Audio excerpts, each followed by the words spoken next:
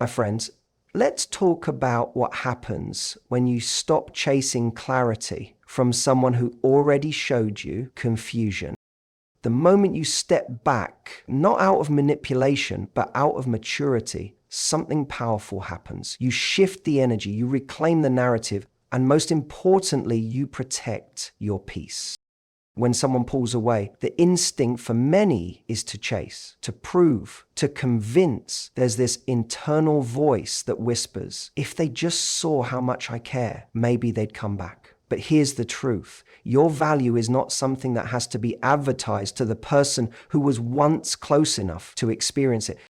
Detachment doesn't mean you stop caring. It means you stop negotiating your worth. The need to seek constant reassurance from someone who is already pulled away stems from fear, not love. And when you allow fear to drive your behavior, you start over-investing in someone who is under-investing in you. That's not loyalty, that's self-abandonment.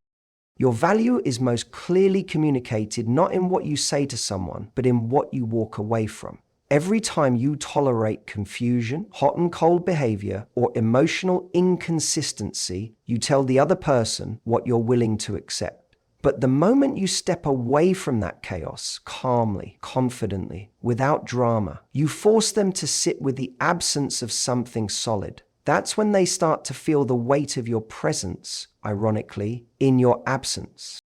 Let's be clear, stepping away isn't a game. It's not about manipulating someone into missing you. It's about reclaiming your emotional boundaries and choosing not to beg for the bare minimum. Because when you keep showing up fully for someone who only shows up halfway, you teach them that your love doesn't require effort. And love that doesn't require effort is rarely respected. Detachment is powerful because it disrupts the dynamic. When someone expects you to always be available, to respond quickly, to chase when they pull back, to explain yourself when they go silent, and suddenly you stop doing that, they notice. They may not say it out loud, but something shifts because now they have to wonder what's changed. And here's the key. You didn't do anything dramatic. You just stopped over-pumping for someone who wasn't showing up for you. The deepest form of self-worth is quiet. It doesn't chase, it doesn't beg, and it doesn't need to be seen to be valid. When you detach from proving your value and start protecting it instead, you don't just regain your power, you redefine what love looks like in your life, and the right person won't need convincing, they'll already know.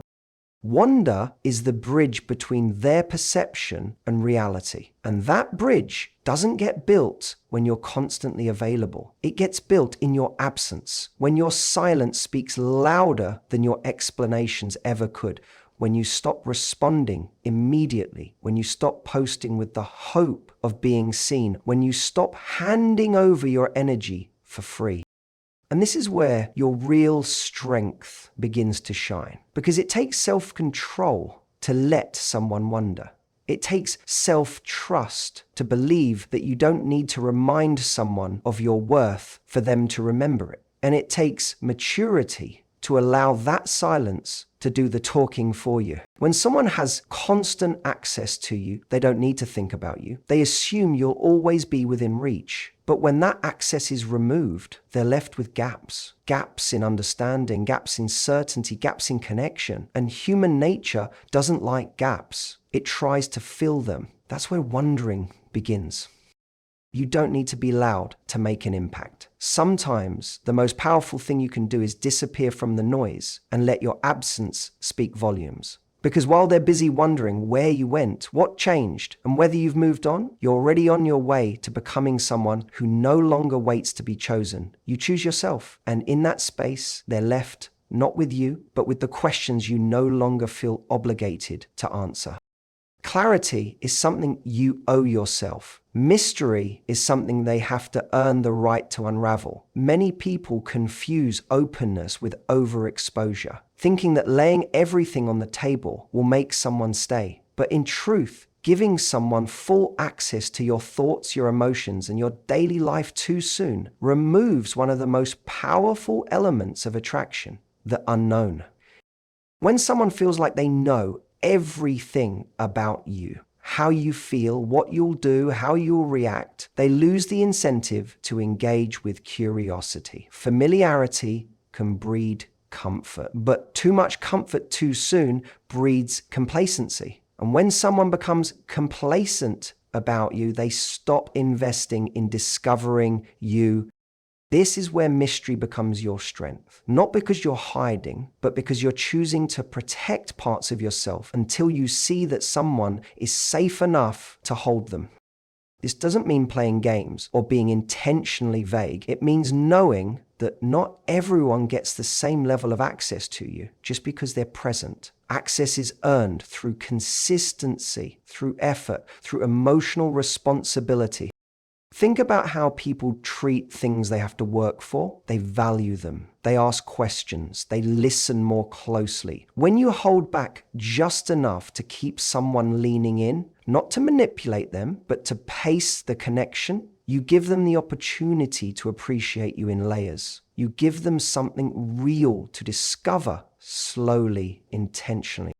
If someone already assumes they know how you feel, what you're thinking, or what you'll tolerate, they stop showing up with effort. But if they're not entirely sure, if you've stepped back and stopped offering that constant emotional clarity, they're left to wonder. And in wondering, they think, they reflect, they replay conversations. That's where realization begins. The mystery isn't about being distant, it's about being selective. You're not trying to keep someone out, you're trying to protect what's sacred until you know it's safe to share. Because when you hand over all your vulnerability to someone who hasn't proven they can hold it, you end up feeling empty. But when you guard your inner world with discernment, you stay full. And people can feel that fullness when they interact with you. It draws them in, not because you're withholding, but because you're grounded. There's nothing more magnetic than a person who knows themselves deeply but doesn't feel the need to explain themselves to be understood.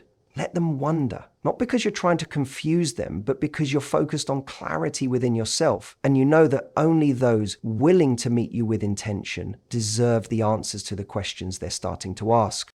There comes a point in every connection where you have to decide, am I choosing self-respect or am I choosing reassurance? The two often feel similar because both are aimed at soothing your emotional discomfort, but only one actually leads to growth. Seeking reassurance means you're outsourcing your peace to someone who may not have the maturity or willingness to protect it. Self-respect, on the other hand, means you're choosing to hold yourself even when no one else does. Sends mixed signals or acts like you're easy to lose. It's tempting to chase clarity. You want closure. You want them to validate your feelings. You want them to explain what went wrong so you can make sense of the pain. But the truth is, seeking those answers from someone who hurt you is like asking the storm to tell you why it destroyed your home. It's not their job to bring you peace. It's your job to rebuild it. This doesn't mean you don't deserve answers. It means you deserve better than waiting on someone who left you confused to suddenly become the person who clears things up. You deserve better than trying to win back someone who made you feel like an option. And you certainly deserve better than having to convince someone to treat you with care. Self-respect begins where the begging ends. It begins the moment you stop checking your phone for their response. Stop replaying the last thing you said and stop explaining yourself in hopes that they'll finally understand. You don't need to explain your worth. You need to embody it. That's when the power shifts. Not because you're trying to control the outcome, but because you're no longer trying to control someone else's perception of you. Letting go of the need for reassurance doesn't mean you stop caring. It means you care enough about yourself to stop placing your healing in someone else's hands. You can grieve the relationship. You can miss the connection. You can even wish things had turned out differently. But you do it while moving forward, not waiting backward. The irony is that when you stop seeking reassurance, it's often when the other person starts waking up. Not because you played a game, but because your absence became undeniable. Your energy used to fill their space. Now it's gone. And now they're left with the very discomfort they once left you sitting in. That's the mirror life holds up when you choose self-respect. It reflects their actions back to them. You're not cold for protecting your peace. You're not heartless for walking away from someone who treated your feelings casually. You're not bitter for choosing to move on instead of holding the door open for someone who never fully walked through it. You're just finally done putting your healing on hold for someone who wasn't ready to hold you. And that's not just self-respect, that's power. There's a powerful lesson in learning to let people feel the consequences of their choices. When someone walks away from you, takes you for granted, or fails to show up when it mattered, the natural impulse is to want them to get it, to finally understand what they lost. But too often, people try to speed up that process. They try to explain it, prove it, or worse, comfort the person who hurt them just to maintain some connection. That's not closure, that's rescuing someone from the regret they need to feel. Regret is a teacher, and like most powerful lessons, it only works when it's uncomfortable. If you soften the impact by staying too available, reaching out, or making it easier for them to live with their decision, you rob them of the very experience that might wake them up. They can't learn if you keep cushioning the fall. Letting them feel the silence, the distance, and the weight of what they lost is not cruelty, it's clarity. If someone made choices that hurt you, why should they be spared the emotional aftermath of those choices? Why should they feel at ease while you carry the pain? Too often, people stay emotionally connected to someone who's already emotionally gone. They stay in contact, remain polite, answer texts, or even keep checking in, not because it feels good, but because they hope it will spark something. But all that really does is delay the reckoning. It stalls the growth, both theirs and yours. By allowing them to sit with their own regret, you're not being harsh, you're being honest. Honest about what happens when someone mistreats someone who loved them well. Regret isn't about revenge, it's about reflection. And that reflection only happens when they no longer have your energy as a distraction, when they no longer have your presence to soothe the consequences of their absence. You don't need to send a long message explaining what they did wrong. You don't need to craft a final conversation to make sure they understand. That's your desire for closure talking, but true closure comes from your decision to stop waiting for it. Let silence be the period at the end of that story. Let distance do what words never could. And here's what's even more powerful. While they're feeling the sting of their regret, you're no longer standing still. You're evolving. You're healing. You're becoming someone who doesn't just wait to be seen. You surround yourself with people who already see you. Let them regret. Let them feel the absence of what they once had. Let them realize in their own time, in their own space, that you weren't just someone they dated. You were a standard they didn't rise to meet. And now that chapter is closed. Not out of anger, out of wisdom. Go silent or start sending mixed signals, your first instinct might be to react. You want to respond to the distance, decode their behavior, figure out where you stand. But in doing that, you hand over your emotional stability to someone else's inconsistency. And the more you react, the more power they have over how you feel. That's where everything starts to unravel, because you're no longer acting from intention. You're operating from anxiety. Reaction is emotional autopilot. It's what happens when you allow someone else's actions to dictate your own. They disappear for a few days, so you double text. They give you half-hearted attention, so you try harder. They act distant, so you try to be more appealing. But none of that puts you in control. It just puts you in a cycle of trying to manage someone else's behavior instead of managing your own boundaries. On the other hand, is where you get your power back. It means making choices based on your values, not your fears. It means asking yourself, what do I want right now? What kind of connection am I building? And is this person showing up in a way that aligns with that? When you move from intention, you stop chasing reassurance and start honoring your standards. This shift is subtle but life-changing. Instead of responding to their late-night text, you pause and ask, does this timing reflect what I'm actually looking for? Instead of accepting breadcrumbs, you assess whether you're being emotionally fed. You're no longer just reacting to what they're offering, you're evaluating whether what they offer is even good enough for the life you're creating. And here's the truth. People notice when you stop reacting. They feel the shift. When your energy is no longer waiting on theirs, it doesn't mean you're cold or unbothered. It means you've reclaimed your direction. You've taken your foot off the pedal of their emotional roller coaster and started steering your own. You gain space, and in that space, you can finally see things clearly. You notice the patterns. You recognize the red flags. You realize that confusion isn't chemistry and inconsistency isn't love. You become grounded in your worth rather than uprooted by their behavior. Letting go of reactive energy doesn't mean you ignore your feelings. It means you process them before acting on them. You journal, you reflect, you talk to someone you trust, and then you respond in a way that honors your future, not your fear of being alone. So if you feel the urge to chase, to fix, to prove something, pause, ask yourself, am I reacting to their inconsistency, or am I being intentional with my energy? Because how you show up today sets the tone for what you attract tomorrow. You don't need to be louder, you need to be clearer. And clarity is a gift you give yourself, not through reaction, but through intention.